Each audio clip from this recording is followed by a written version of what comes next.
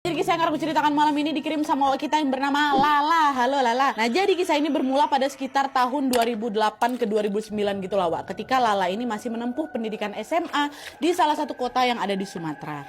Nah, pada saat itu sekolahnya Lala ini menerapkan sistem rolling, Wak, di mana semua kelas ini akan dirombak ulang setiap masuk tahun pelajaran baru. Nah, dengan begitu teman-temannya Lala dari kelas 1 sampai kelas 3 ini ya beda-beda semua, Wak. Dia pun nggak tahu nih pas nanti naik kelas 2 dia bakal sekelas sama siapa, kelas 3 sekelas sama siapa kayak gitu, karena memang di rolling ya kan. Nah, tapi Wak, meskipun teman-teman sekelasnya Lala ini selalu dirombak, hal itu tidak membuat Lala ini canggung karena dia ini memang suka bergaul orangnya dan juga gampang akrab, Wak, dengan siapa saja.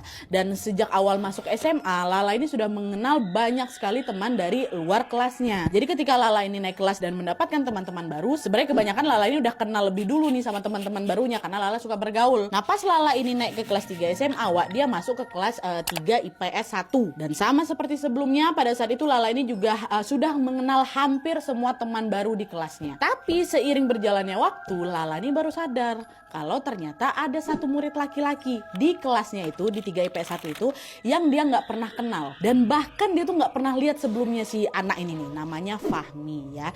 Nah, Fahmi ini adalah orang yang sangat pendiam, tertutup, terus dia tuh nggak punya banyak teman, Wak. Dia kemana-mana selalu sendiri. Fahmi pun hampir nggak pernah terlibat dalam kegiatan-kegiatan di sekolah tuh, Wak. Bahkan sekedar pergi ke kantin sama kawan-kawan pun nggak ada kayak gitu loh. Nah, terus ketika memasuki semester 2, sebagai anak kelas 3 SMA, Lala dan teman-teman kelasnya ini pun mulai disibukkan dengan berbagai kegiatan belajar untuk persiapan kelulusan.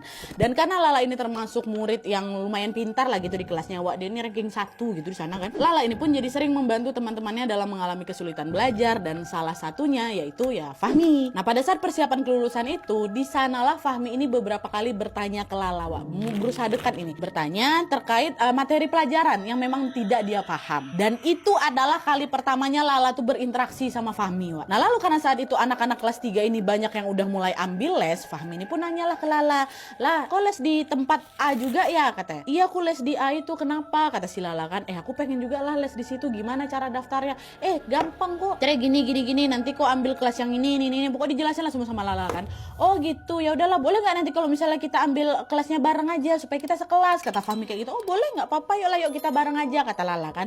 Dah lah tuh. Nah, karena Fahmi ini mau ikut les di tempat yang sama dengan Lala, Fahmi pun menawari Lala untuk berangkat les bareng, Wak.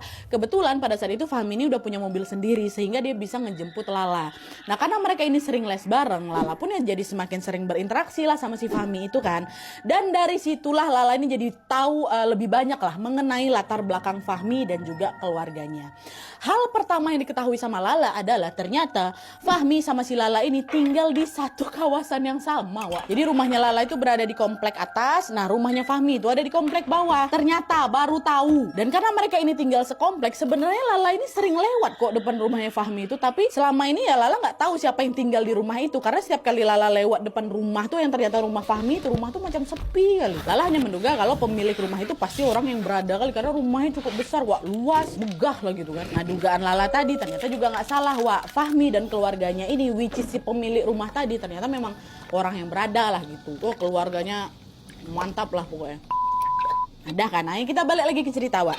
Pada saat itu Lala dan Fahmi ini masih rutin tuh berangkat les bareng. Tapi mereka nggak berdua aja, Wak. Ada satu lagi teman kelas mereka yang kebetulan les di tempat yang sama, namanya Indi. Nah, sebelumnya Indi sama Lala ini memang temenan, gara-gara mereka tuh ya sama-sama pintar lah gitu. Lalanya juara 1, Indinya juara 3, kayak gitulah. Alhasil Fahmi, Lala sama Indi ini pun ya semakin akrab lah dan jadi satu circle pertemanan untuk berangkat ke les. Mereka sering tuh, Wak, kemana-mana bertiga, berangkat les bareng, belajar bareng, nongkrong bareng, pas sudah pulang les, cerita-cerita, bercanda-canda dan lain-lain.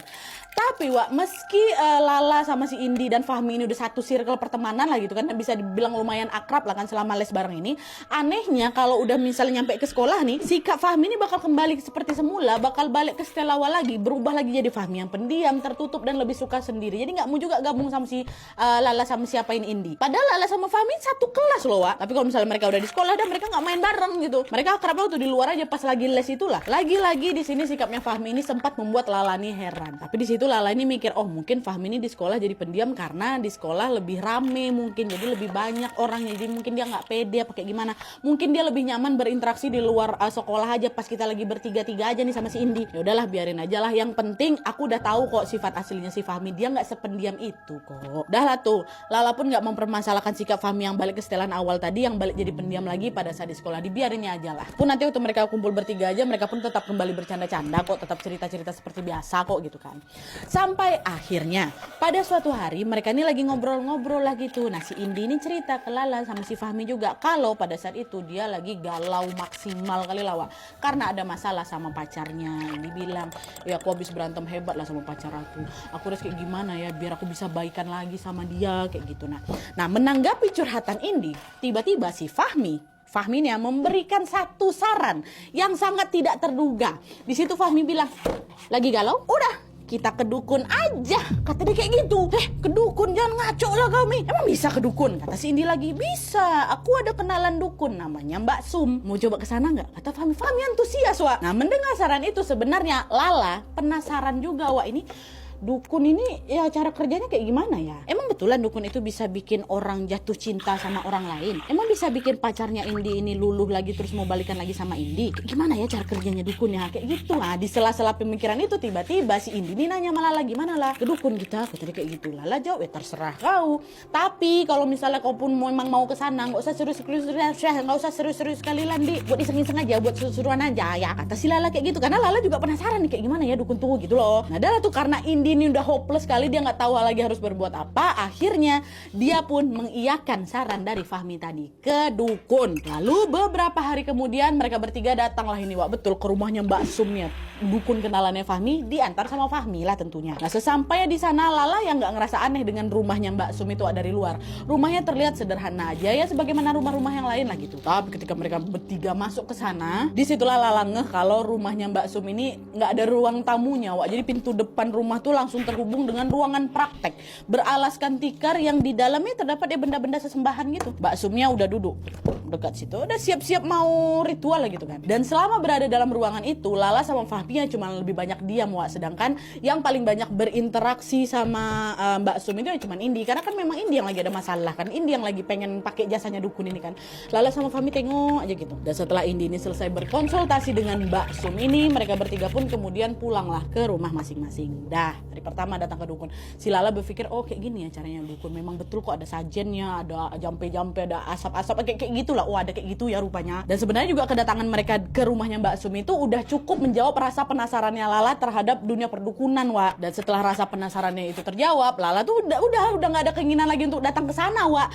Tapi ternyata hal itu berbeda dengan apa yang dirasakan sama si Indi sama kawannya ini. Karena Indi ini udah tahu gimana rasanya konsultasi sama dukun, Indi ini pun terdorong lagi buat ngulang hal yang sama. Jadi macam ketergantungan gitu loh wak.